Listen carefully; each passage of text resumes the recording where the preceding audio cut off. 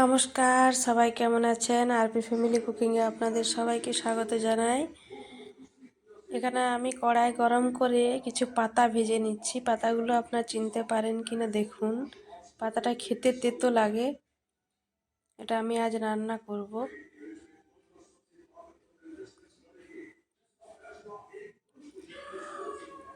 পাতাটা খুবই একটা উপকারী পাতা।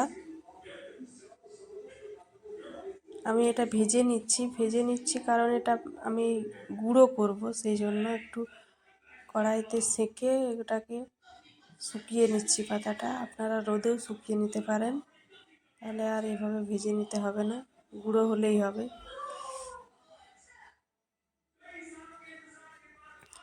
আমার সেঁকা হয়ে গেছে, তুলে নিয়েছি। কড়াইয়ের মধ্যে আমি দিয়ে দিলাম তেল। এর মধ্যে আমি বেগুনটা ভেজে নেব।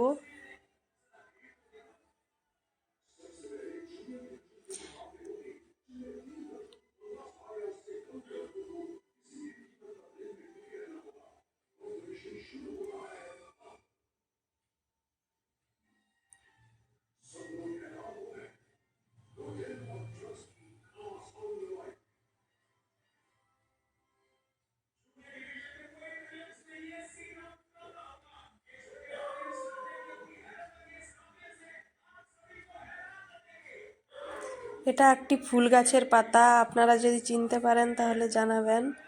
আমি নামটা বলবো, রান্নাটা হয়ে যাক তারপরেই বলছি। একটু নুন দিয়ে দিলাম, একটু সামান্য হলুদও দিয়ে দেব, দিয়ে বেগুনটা ভেজে নেব।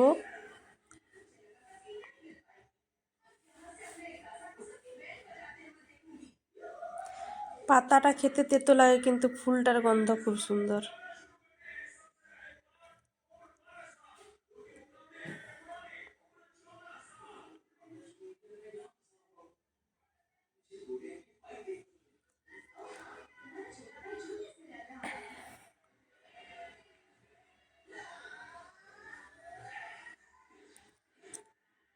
এটা শরীরের জন্য খুবই উপকারী একটি পাতা।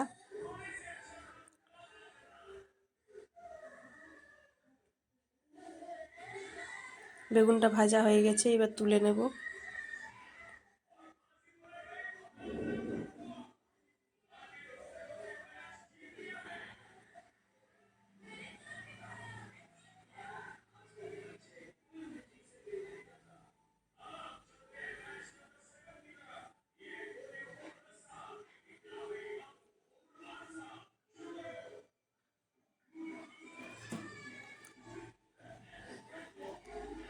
আজকে দুটো পাতার রেসিপি আছে, এই একটা আছে আরও একটা আছে। আপনারা দেখতে থাকুন। আজকে পাতা দিয়ে দুটো রান্না করছি আমি। গুঁড়ো করে নিয়েছি, এবার অল্প তেল দিয়ে তেলের মধ্যে ওই পাতা গুঁড়োটা আমি দিয়ে দিচ্ছি।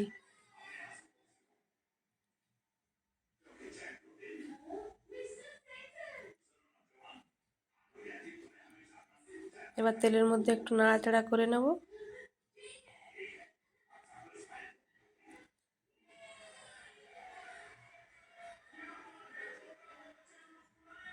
এরপর এর মধ্যে ভাজা বেগুনটা দিয়ে দেব। এবার আমি নামিয়ে নেব। রান্নাটা আমার হয়ে গেছে। এতক্ষণ ধরে যে পাতাটা রান্না করলাম সেটা ছিল শিউলি পাতা। আপনারা কে কে শিউলি পাতা এইভাবে রান্না করে খেয়েছেন জানাবেন। রান্না হয়ে গেছে, আমি তুলে নিচ্ছি।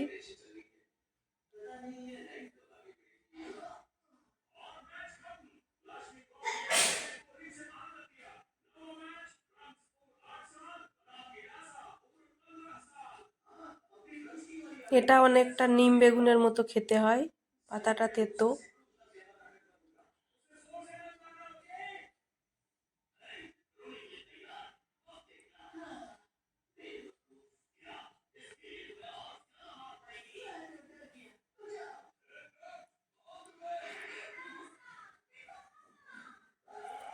এবার চলুন আরেকটা রান্না দেখাবো। এই দেখুন, আমি এই পাতাটা এখানে মিক্সিতে এক টুকরো আদা দিয়ে বেটে নিচ্ছি।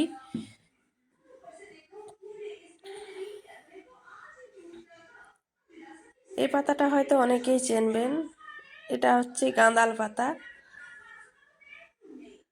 এক টুকরো আদা দিয়ে এটা বেটে নেব। বাটা হয়ে গেছে আমার।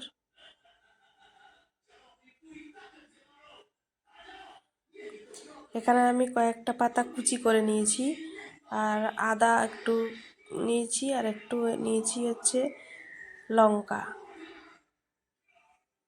এখানে বাটির মধ্যে সব নিয়ে নিলাম, আদা, লঙ্কা আর গাঁদাল পাতা। এরপর এর মধ্যে দিয়ে দিচ্ছি আমি একটু বেসন,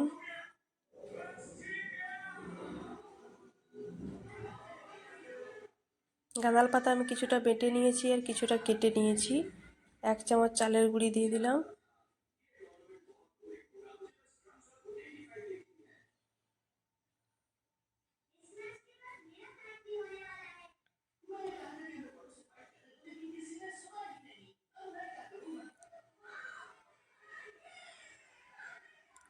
বাচ্চাদের যদি কফ হয়, তাহলে বাচ্চা বলতে একবারই ছোট বাচ্চা না, যারা খেতে পারে এরকম, এখানে আমি একটু দিয়ে দিলাম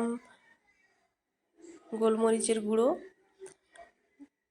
তাহলে কফের জন্য এই গাঁদাল পাতার এই যে আমি বড়াটা বানাচ্ছি, এটা খুবই কার্যকরী, এটা খুব সুন্দর কাজ দেয়। আসলে গাঁদাল পাতা রান্না করে দিলে বাচ্চারা তো অনেক সময় খেতে চায় না, একটু মুখরোচক বানিয়ে দিলে তারা খেয়ে নেয়। একটু নুন দিয়ে দিলাম।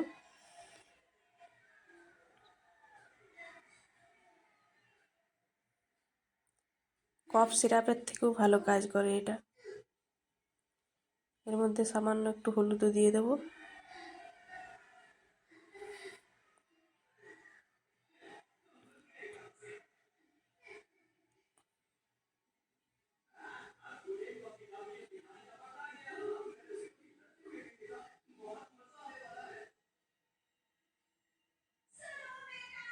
অনেক সময় বাচ্চাদের দেখবেন অনেক দিন ধরে সিরাপ খাচ্ছে কিন্তু ভালো হচ্ছে না, আপনি এইভাবে একবার বড়া বানিয়ে খাইয়ে দেখবেন, 2 থেকে 3 দিন খেতে খেতেই কফ ভ্যানিশ হয়ে যাবে।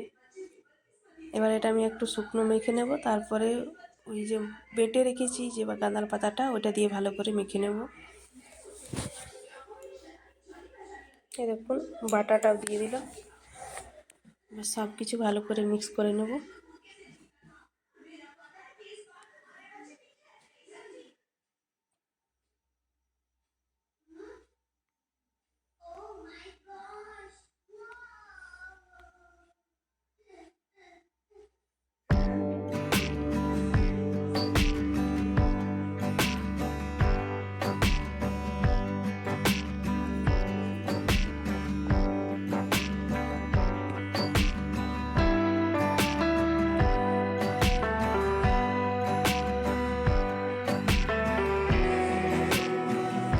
এর মধ্যে আমি একটু ধনেপাতা দিয়ে দিলাম।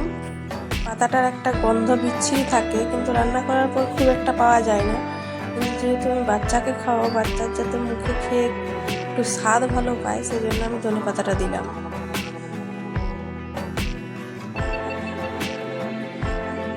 এখানে কড়াই বসিয়ে দিয়েছি, এবার চ্যাপটা চ্যাপটা করে গড়ে নেব, গড়ে কড়াইয়ের মধ্যে ভেজে নেব।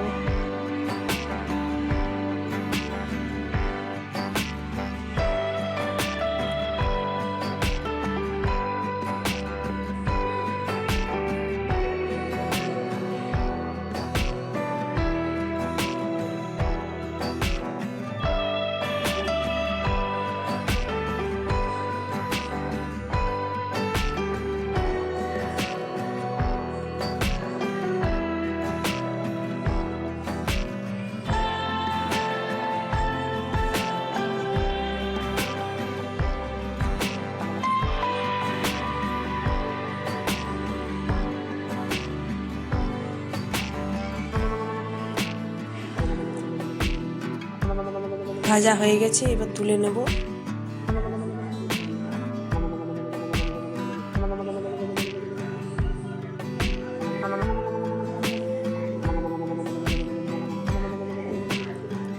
এটা খেতে খুবই মুচমুচে হয়।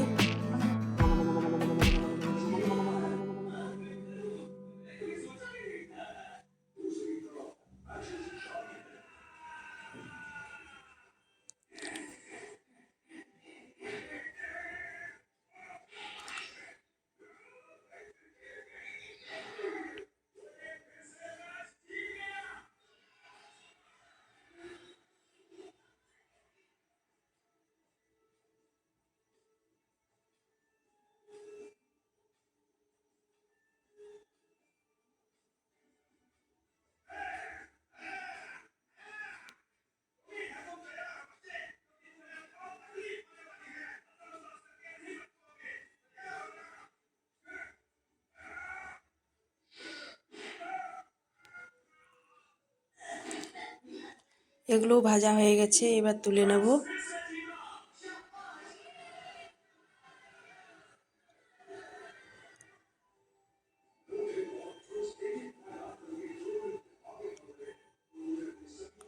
প্রাকৃতিক কিছু উপকরণ দিয়ে শরীরের খুবই উপকারী দুটি রান্না দেখালাম। আপনাদের কেমন লাগলো কমেন্টে জানাবেন। আজকের রান্না এই পর্যন্তই। আপনারা সবাই ভালো থাকবেন, সুস্থ থাকবেন, আরপি ফ্যামিলি কুকিং দেখতে থাকবেন। আর আমার রান্না যদি ভালো লাগে অবশ্যই চ্যানেলটা সাবস্ক্রাইব করবেন। একেবারে মুচমুচে হয়েছে যেহেতু চালের গুঁড়োটা দিয়েছি।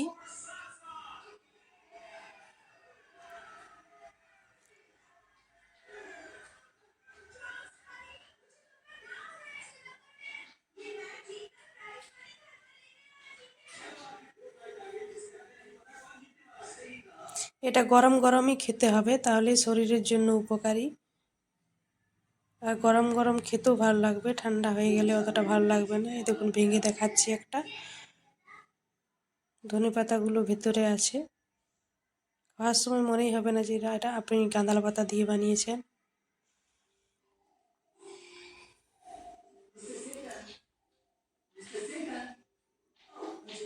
আমি একটু খেয়েই নিলাম, আপনাদেরকে অবশ্য দেখাতে পারলাম না খাওয়াটা, যেহেতু ক্যামেরাটা অন্যদিকে করা আছে।